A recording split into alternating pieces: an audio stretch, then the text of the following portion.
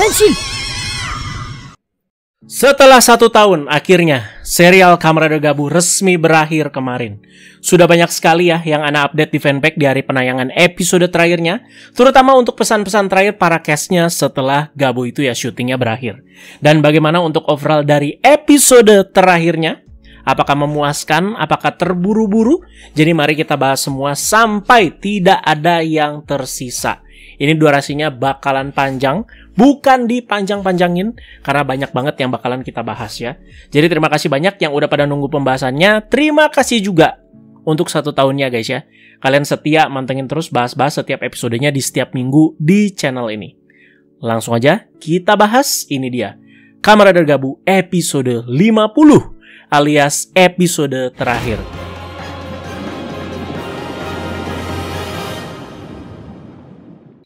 Pembahasan Ana akan bagi ke 3 bagian ya, dimana memang seperti yang sudah Ana bahas dari kemarin, highlight dan juga pertarungan dari episode ini tuh dibagi menjadi 3. Ada Soma versus Langgo Stomach, dan ada Bang Yanto versus Jeep dan juga Lisel, dan terakhir ada Lakia versus Pintu.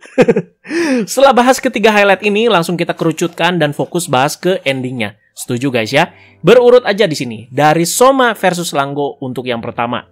Kita perlu merasakan dulu vibes yang dihadirkan sebelum pertarungan ini dimulai. Dimana yang agak disayangkan, intensitas yang dibangun terkesan biasa aja.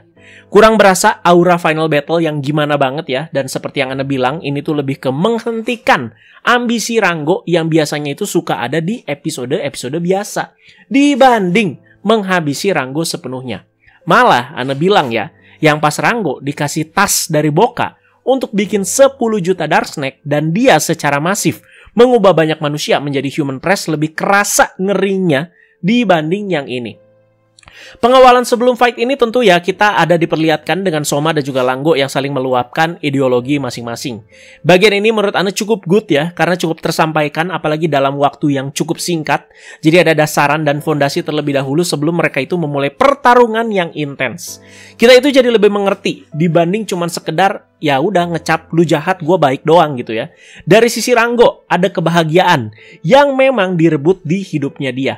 Jadi Zom Stomach sebagai pendiri dari Stomach Company benar-benar berhasil sebagai pebisnis lewat Dark Snake yang dia ciptakan.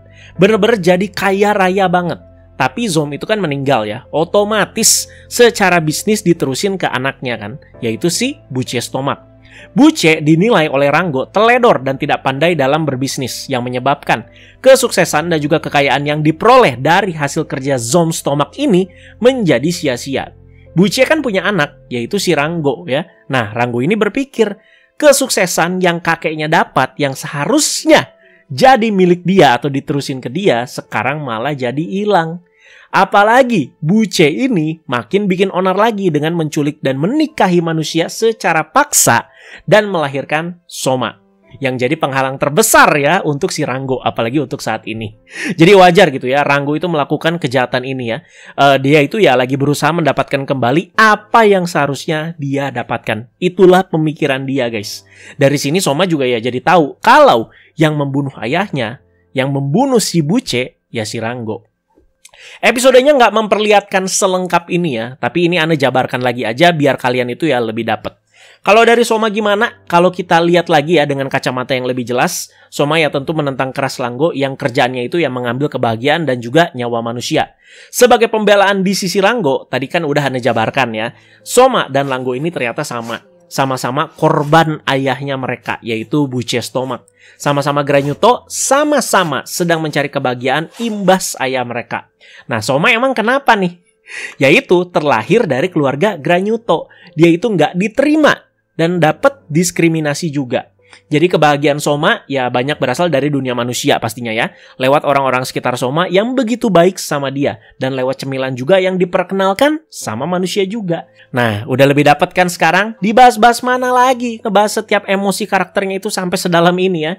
Langsung kita lanjut aja ke fight-nya. Diawali dengan Henshin-nya yang cukup keren ya. Jadi posisinya si Ranggo itu kan masih nahan si Soma seperti itu. Kalau Langgo kan tinggal cabut mimikinya doang ya. Tapi Soma dia itu Henshin dengan Gochipot, di mana Gochipotnya itu dia putar posisinya dengan bantuan tuas di Henshin Belt Gabu lalu berubah. Di awal pertarungan ini, Soma itu berubahnya menjadi Kamen Rider Gabu Master Mode. Tapi Langgo itu langsung menggagalkan perubahan final form Soma ini dengan kemampuan baru. Jadi si Langgo itu bisa mengeluarkan sayap dan kayak ngeluarin semacam jammer gitu ya dari sayapnya, sehingga Gochizo di dalam Gochipot Soma itu ya jadi melayang semua. Nah, dari keseluruhan scene yang ada di episode terakhir ini, kalian tahu Ano itu berkaca-kaca sampai mau nangisnya itu di bagian mana? Bukan bagian ending, bukan bagian Lakia yang kayak mau modar, tapi di fight Soma dan juga Rango ini. Seperti yang kita lihat ya, Soma itu berubah ke berbagai macam form seperti yang Anda prediksikan di preview. Jadi kita lihat ada dari Blizzard Sorbet ke King Form, ada Gurukian, Chokodan, Fuamalo, Zaku-Zaku Chips, sampai ke Popin Gumi lagi yang pakai Frukan. Kok bisa? Hampir mewek. Karena bagian ini yang jadi poin plus terbesar di episode ini. Menurut Ana ya, koreografinya Gabu itu emang selalu top Marco top ya. Ditambah ada BGM Eat Me di sini ya. Ya sedih aja gitu ya. Jadi kayak Ana tuh berpikir, aduh ini terakhir gua itu bisa lihat si Gabu itu beraksi secara epic begini. Jadi ya bikin berkaca-kaca gitu ya. Jadi pertarungannya masih berlanjut sampai ke Soma yang hanya memakai Popin Gumi, tapi dapat membuat bagian sebelah sayapnya dari si Langgo itu terluka dan ability tadi itu ya tidak bisa digunakan kembali. Gelutnya itu bahkan sampai malam ya, bener-bener abis-abisan sampai Soma itu kembali lagi ke wujud manusianya dan Langgo itu ya tetap dengan wujud Granyotonya. Sebenarnya ya, aktornya si Rango, si Takashi Tsukamoto ini ya, terbilang aktor yang cukup sibuk. Jadi screen time-nya dia sepanjang serial Gabu ini ya agak terbatas lah. Termasuk di scene ini. Dia kayaknya nggak bisa tuh ya nangkring di lokasi syuting sampai kayak malam begitu. Padahal kalau Soma kembali ya nih ke wujud manusia, Langgo kembali juga. Dan mereka itu saling adu bacotan lagi. Akan jadi momen yang cukup epic sih. Dan setelah itu ya mereka berubah lagi bersama-sama. Cuman di sini pembelaan yang cukup bagusnya, ini perbedaan kekuatan antara Granyoto dan manusia. Jadi Soma itu ya memang Granyoto, tapi kan half-nya lagi dia itu ya manusia. Jadi ya perubahannya itu ya bisa digagalkan ya atau ada limitnya. Soma udah kewalahan, tapi dia itu tetap berusaha sekeras mungkin dan tidak menyerah. Dimana Soma bilang, dia ini di dunia manusia ini sudah mendapatkan hal yang berharga yang Langgo itu tidak akan dapatkan. Jadi kayak agak nyepet juga nih.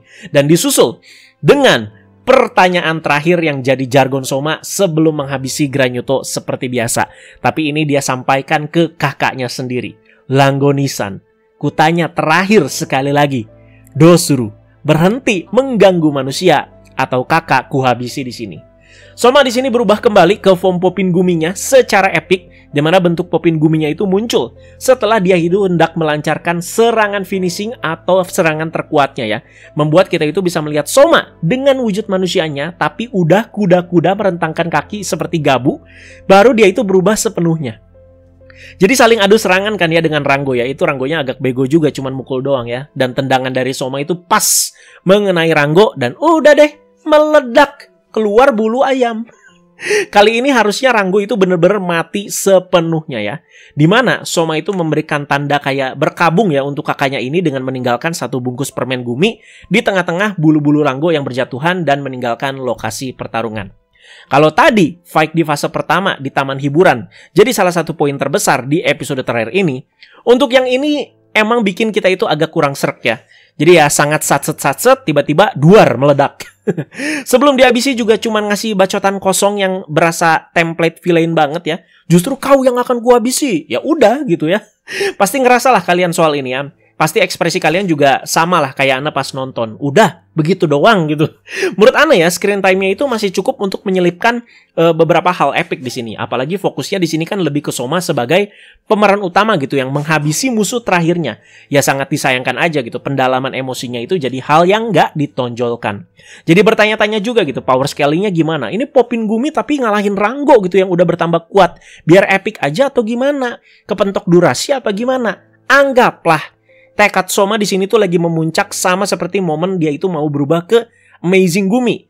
Tapi di sini berubahnya itu jadi Popin Gumi. Yaitu karena tekad guys ya. Jadi karena tekad Popin Gumi yang cuman basic form aja langsung naik power levelnya. Ya gitu sih teman-teman ya kalau mau dimasuk-masukin ya. Tapi sekuensinya tetap anak acungin jempol sih yang Soma pose kuda-kuda kayak gitu guys. Itu keren banget ya. Sebelum kita komentarin lebih jauh, mari kita ke highlight kedua, yaitu pertarungan antara Bang Yanto melawan Pasutri, Jeep dan juga Lisel. Ana bilang sebelumnya kalau pertarungan ini juga berasa diada-adain ya, karena karakter Jeep juga seharusnya sudah selesai dari kemarin, tapi mereka di sini tuh bisa nyambungin ya dengan cukup baik lah ke fase selanjutnya. Jadi kalian dengerin dulu aja pembahasannya ya. Jadi saat Bang Yanto dan Jeep itu bersiap untuk berubah, Lisel datang ya. Tentu Lisel itu ya muncul dan ingin menghabisi si Bang Yanto atas dasar dendam kematian ayahnya. Bang Yanto kan jadi salah satu yang ngabisin si Boka lewat trio rider kicknya sama Soma dan juga Lakia. Jeep malah pasang badan buat Lisel karena dia tahu pikiran Lisel itu lagi kacau saat ini ya, jadi nggak akan fokus untuk bertarung katanya.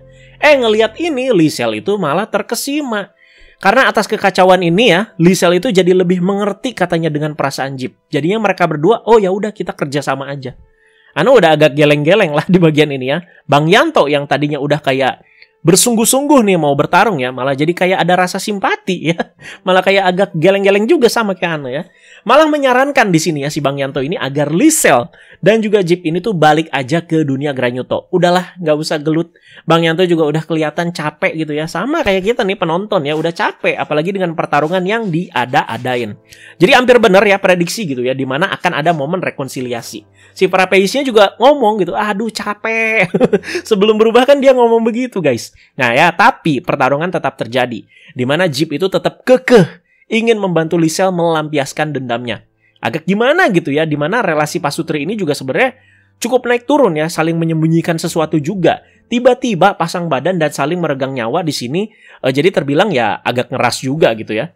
Ini juga pertama kali Lisel itu mengeluarkan wujud Granyutonya secara utuh. Jadi ya udah gelut-gelut bak-bik-buk ya, dimana Bang Yanto tetap dengan fighting style-nya yang seperti itu. Jadi Lisel itu disuplex, kepala Jeep disundul, sampai ke kepala Pasutri ini tuh dijodorin satu sama lain, terus disundul lagi. Langsung disikat sama Bang Yanto pakai Frapeis Vortex ya, atau rider kicknya. Tapi di sini Jeep itu malah melindungi Lisel nih ya, si istrinya, dan Jeep itu mati. Modar, tapi kenapa ya berasa kurang memuaskan gitu. Di ambang kematiannya, Jeep ini bertemu dengan Shita, kembarannya. Ya biasalah orang-orang kalau udah mau meninggoy itu kayak begini ya. Jadi berasa kayak apa ya, dijemput gitu. Shita mengeluh di sini ke Jeep ya. Oh, padahal udah susah-susah dilindungi ya sama Shita waktu itu, tapi Jeepnya sekarang malah modar. Di satu sisi Jeep itu jadi mengerti perasaan Shita yang waktu itu ngelindungin dia. Oh, kayak gini tuh feelingnya ya. Jadi ya peran Jeep di sini selesai dan akhirnya si kembar bisa bersama lagi di alam baka. Jeep tidak mati menderita lah bisa dibilang di sini ya, tapi ada kelegaan dalam dirinya. Pasti pada pengennya itu modar memuaskan kan ya, disiksa atau diapain ya, tapi ya udah eksekusinya ya seperti ini guys. Lisel ya tentunya makin kena mental, udah belum lama bokapnya modar, sekarang suaminya. Bang Yanto udah nggak ada alasan lagi untuk bertarung ya, ada rasa iba juga mungkin, makanya Liselnya ya langsung ditinggalin. Nah, ayo, ada prediksi yang bener nih. Jeep dimatiin, menyisakan Lisel untuk menjadi landasan dan dasaran. Soal ini tuh bisa diteruskan lagi ke visi next Gabu yang berjudul Guilty Perfect nanti. Lisel akan jadi antagonis utama kemungkinan ya di visi next-nya. Soalnya di teasernya juga dia itu masih ada. Dan pasti ya mungkin ya akan semakin mendendam ke si Bang Yanto. Karena udah bikin bokap dan juga suaminya modar. Dimana memang visi next-nya akan lebih fokus ke Bang Yanto juga yang mendapatkan form barunya. Namanya udah diumumkan ya, kalau nggak salah ya si formnya ya. Nama formnya itu Perfect Mode guys. Sebenarnya nggak cuma soal bagian Bang Yanto dan Lisel di sini aja guys ya. Tapi terlihat ya setelah keseluruhan serial ini tuh tamat, mereka itu kayak masih menyisakan beberapa bagian biar bisa dilanjutkan ke visi next nanti. Paham ya guys ya? Jadi nggak cuma bagian Bang Yanto dan Lisel aja di sini. Ke Lakia nih sekarang ya, walau sempat terlihat susah payah melawan banyak agennya Ranggo, ternyata Lakia berhasil menghabisi semuanya. Nggak diperlihatkan sih guys ya, tapi ya udah selesai lah. Berarti bukan dia kepayahan banget sampai kedorong ke ruang gerbang ya. Lebih tepatnya, sesudah pertarungan dengan agen-agennya Ranggo, Lakia itu ke ruang gerbang untuk regroup lagi rencananya sama Soma dan juga Bang Yanto. Plan awalnya kayaknya kayak begitu deh guys. Tapi Soma itu kan dihadang sama Ranggo ya di taman hiburan tadi. Sementara Bang Yanto itu dilabrak sama Jeep dan kedorong ke suatu tempat di dunia manusia dan mereka itu bertarung. Kira-kira kayak begitu guys. Di sini tiba-tiba Lakia itu terpikirkan untuk menghancurkan semua pintu yang ada di ruang gerbang. Tujuannya agar tidak ada lagi Granyuto yang menyusup ke dunia manusia. Ini sebagai bentuk penebusan dosa Lakia sewaktu dia itu bekerja di Stoma Company sebagai mata-mata karena udah banyak nyulik manusia. Coba, menurut pendapat kalian gimana soal keputusan Lakia ini? Kalian ngerasa terburu-buru atau ini tuh memang jadi momen epic yang pas nih? Lakia kayak ngerasa bersalah banget gitu ya sama dosanya di masa lalu. Padahal, gak sedikit juga orang-orang di sekeliling dia yang udah ngampunin dia dan merangkul dia dan menerima dia seperti kayak Soma, Bang Yanto, dan bahkan Sachika yang waktu itu sempet jaga jarak tapi akhirnya bisa menerima. Ya berasa jadi sedikit gak pikir panjang gitu ya kalau orang-orang yang udah sayang sama Lakia pastinya ya jadi makin sedih gara-gara tindakan Lakia ini. Lucunya, waktu itu Lakia juga mati-matian nolongin dan ngebawa balik Soma yang berjuang sendirian di dunia Granyuto dan menghimbau agar nggak berjuang sendirian. Dari sisi urgensinya juga berasa kurang banget ya. Andai kata gitu ada sosok bos yang benar-benar kuat banget yang lalu lalang terus gitu ya dari dunia Granyuto dan dunia manusia, begitupun sebaliknya, baru Ana cukup pro lah sama tindakan Lakia ini. Dan maaf ya kalau Ana itu ada salah kata ya, ini sedikit keresahan Ana aja. Jadi ya berasa sia-sia aja jadinya pendalaman yang sudah dibangun dari kemarin. Ana sebenarnya udah sempat prediksikan soal ini ya. Ada kok di salah satu prediksi Ana di mana Lakia itu bakalan berkorban. Nggak nyangka aja gitu eksekusinya di sini agak gimana gitu ya. Di tengah-tengah salah satu pintu yang terbakar karena serangan Lakia, dia itu ya bisa melihat sepintas ya dunia manusia ya dan juga manusia-manusia yang masih hidup di sana dan menyampaikan rasa terima kasihnya. Dunia manusia ternyata tidak seburuk itu. Sudah banyak pintu yang hancur hingga membuat beberapa jalanan dan juga tangga itu ambruk sehingga Lakia pun jatuh ya. Dari sini terlihat Lakia juga sepertinya nggak masalah ya kalau dia itu mati ya. Karena kan katanya ya bisa ketemu Komel nih di alam baka. Lakia terjatuh sambil mengingat momen-momen dan juga kebersamaannya bersama si Soma dan kawan-kawan. Jadi Lakianya jatuh tapi dua Gochizo-nya, Dog Pudding dan juga Puru Jelly, sempat masuk ke dunia manusia lewat pintu yang terbakar tapi belum tertutup sepenuhnya. Setelah 3 hele tadi, mari sekarang kita bahas bagian terakhirnya guys ya. Sabar, minum dulu. Capek juga nih cuap-cuap ya. Dimana kita itu kan dihadirkan ya dengan time skip di bagian terakhirnya langsung 3 bulan lamanya setelah momen-momen tadi. Ditutup dengan kesederhanaan di mana Soma itu ya masih menetap di dunia manusia, masih di Happy Pare, masih gawe di situ juga, di mana dia itu lagi bikin cupcake, makan dan menghasilkan Gochizo baru. Gochizo-nya juga ya langsung diumumin tuh ya sama Bandai dan bakalan rilis nanti. Sempet-sempetin dong jualannya ya. Bang Yanto juga mampir ke HP Pare buat nangkring dan juga nyelesain gawean ya. Diceritakan Soma itu yang makin getol bikin cemilan dan makanan-makanan manis karena pengen bikin lawannya dark snack di sini, yaitu light snack. Bukan makanan ringan guys ya, light snack bukan makanan ringan, tapi snack cahaya. Emang agak lucu kalau diterjemahin gini ke bahasa Indonesia ya. Ya lawan dari dark kan ya light gitu ya. Jadi gitu guys ya, snack cahaya ya lawannya snack kegelapan gitu. Karena ruang gerbang dengan pintu-pintunya itu sudah dihancurkan Lakia, cukup make sense ya, masih ada Granyuto-Granyuto yang tertinggal di dunia manusia dan gak bisa balik ke dunia asal mereka. Terutama siapa? Lisel. Ya udah dia ngangengong aja di dunia manusia sambil sedih berlarut-larut ya, imbas kematian papanya dan juga si Jeep. Ini akan diteruskan di Visi Next Guilty Parfait nanti ya. Jadi untuk Granyuto-Granyuto yang tertinggal, mereka itu ada niat baik untuk kembali ke jalan yang benar. Dimana mereka itu ya ngehubungin Bang Yanto lewat email dan ingin berkonsultasi mengenai masa depan mereka karena Stomach Company-nya udah nggak ada ya. Berarti ini tuh ya selain Granyuto yang ketinggalan di dunia manusia, mereka itu ya mantan-mantan pekerja Stomach Company juga. Soma juga jadi punya tugas untuk menemui Granyuto-Granyuto yang tersisa ini tuh satu per satu. Mungkin pada bertanya-tanya, ini kok nggak ada momen mengenang Lakia yang berkorban gitu ya? Termasuk Sachika juga. Nah, jadi gini guys ya. Lakia kan diperlihatkan di sini masih hidup ya. Tinggal seorang diri di dunia Granyuto. Di mana dunia Granyuto saat ini ya sudah lebih kondusif ya. Karena Stomach Company ya sudah tidak ada. Dan pemilihan presiden yang baru itu ya sudah dimulai. Lakia jadi pembela kebenaran aja gitu di sana ya. Menjaga ketertiban dunia Granyuto. Yang nggak sendiri sih ya. Ditemani sama Purinte Gochizo juga. Dog Pudding sama Puru Jelly-nya kan tadi ada di dunia manusia. Jadi ya cuman berubahnya jadi satu form aja. From ala mode-mode ya. Ya, Soma juga secara rutin kan masih ngecek pintu terakhir yang dilalui sama Bang Yanto dan Lakia di episode 49. Dan ternyata belum bisa terbuka. Sekali lagi karena Lakia kan udah ngancurin ya di ruang gerbangnya. Nanti mungkin terbukanya di Visi Next ya. Bakalan ada teori baru lagi. Ana deg-degan asli sama bagian Soma dan Sachika pas di HP Pare yang setelah time skip 3 bulan ini. Apa mereka sedih karena kepergian si Lakia ini? Ya nyatanya biasa aja. Nah alasannya kenapa? Karena mungkin 3 bulan itu sudah berlalu guys. Kita anggap ya setelah battle-battle tadi pada ngumpul lagi, mereka itu ada momen sedihnya pasti ya, tapi ya tidak diperlihatkan. Apakah ini jadi kekurangan? Bisa jadi ya. Bang Yanto sebagai penulis lepas ya terus memberitakan soal Dark Snake dan yang berhubungan pasca pertarungan ini selesai. Tujuannya pastinya baik ya, agar orang-orang itu ya lebih banyak yang tahu dan juga berhati-hati. Dan Bang Yanto sendiri juga bilang di sini kalau Bang Yanto ngerasa pertarungannya ini belum selesai. Kalian udah tahu lah ini arahnya kemana guys ya. Jelas banget mau dilanjutinnya kemana, yaitu ke visi next ya. Soma juga ngasih tester cupcake-nya ke Pak Masaru ya. Ini juga banyak dibahas dan dikeluhkan nih. Ya sampai habis Pak Masaru nggak dikasih tahu sama Soma soal itu ibunya. Nah, coba kita bahas lebih dalam lagi di sini ya. Kembali ke awal-awal episode. Pak Masaru kan udah tahu ya berarti soal Soma yang adalah Kamen Rider, di mana Soma sendiri kan yang ngebuka identitasnya. Di Happy Pare, Pak Masaru melihat buku catatan Soma mengenai snack-snack yang sudah dia cicipi selama ini. Saat melihat halaman es krim atau Blizzard Sorbet ya, Soma di situ lewat tulisannya menulis kata ibu.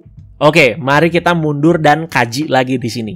Jadi, makanan-makanan di dunia manusia ini kan memang sudah sering diceritakan oleh ibunya Soma, bahkan saat Soma ini tuh masih kecil.